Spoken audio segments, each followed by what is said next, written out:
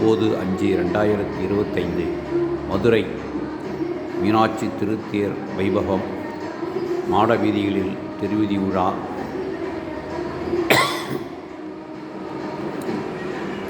சோமசுந்தர கடவுள் பெருமாளும் மீனாட்சியும் சேர்ந்து பவனி வருகிறார்கள்.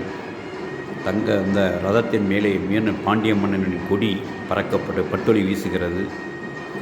வைணவர்களும் சைவர்களும் ஒன்றிணைந்து இணைந்து இந்த தேரோட்டம் பிரசித்தப்பட்டது, உலக பிரசித்தப்பட்டது. சில விஷயங்கள்லாம் பார்த்தீங்கன்னா, பெருமாள் கோயிலில் பெருமாளும் சிவன் கோயிலில் சிவன் பாதர்களும் வைணவர்களும் தனித்தனியாக இழுத்தவர்கள் இரு தேரும் இரு நபரும் ஒன்றாக இழுக்கும் காட்சி மதுரையில் மட்டும்தான் நடக்கும். இந்த அற்புத தரிசனம் திருவிழா. தேர் புறப்பாடு, கொடியசைத்து தேர் ரதம் விரையேறுகிறது. அற்புத தரிசனம். தேர் ரதம் உருளுகிறது. பாருங்கள், அற்புத தரிசனம்.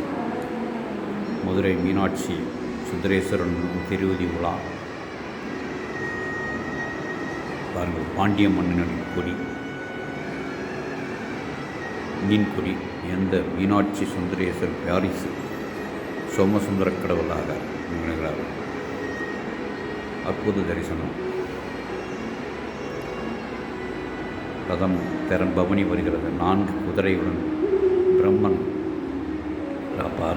தேர் செலுத்துகிறார். வைணவர்களும் உடன் வருகிறார்கள். முன்னால் மாணிக்கவாசகன், சண்டிகேசரர் முன்னின்று செல்கிறார்கள். 63 நாயன்மார்களும் சகருக்கும் சண்டிகேஸ்வரரும் சுந்தரரும் பவனி வரும் காட்சி. சின்ன சின்ன வாகனங்களிலே முன்னால் செல்கின்றனர். சுந்தரேரன், சண்டிகேஸ்வரர் முன்னால் பிரம்மன் உட்கார்ந்திருக்கிறார்.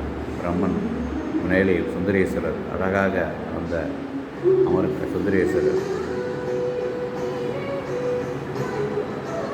அமர்ந்த வண்ணம் இருக்கிறது. மிக அற்புத தரிசனம். 3 நிமிடங்களில் இந்த ரதம் பார்ப்பதற்கு மிக அற்புதமான தரிசனம்.